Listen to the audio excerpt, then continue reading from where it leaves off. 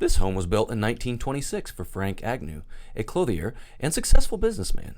It was constructed by highly respected builders Ray and Don Emerson, the Emerson Brothers Construction Company. Mr. Agnew was so well satisfied with their work that they built his Maple Street store with the Agnew building name at the top, which is visible yet today.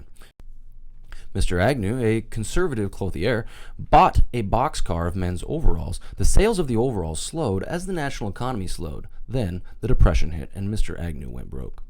The Adams-style colonial revival architecture of this house demonstrates the symmetrical balance of windows, dormers, and the central door.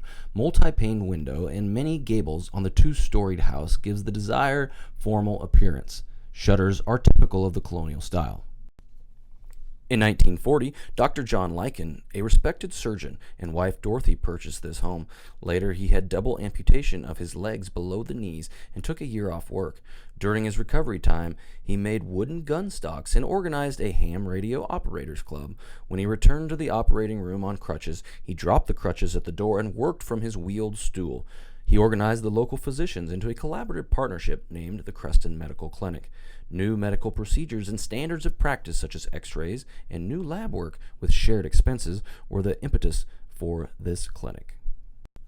Near the time of the completion of this new medical center interior decorating, the interior decorator man recommended to the doctors' wives that they could lighten the dark interior of the homes by painting their dark woodwork white.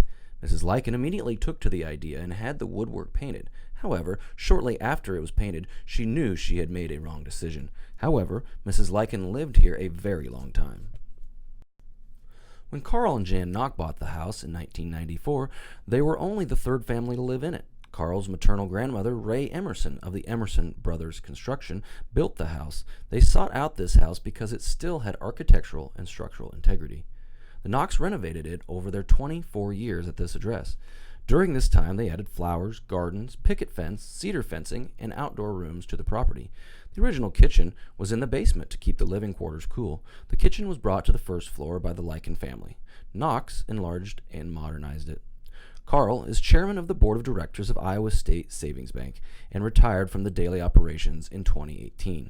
Knox sold the beautiful home and gardens to Rick Benson, owners of Creston Automotive, in 2018.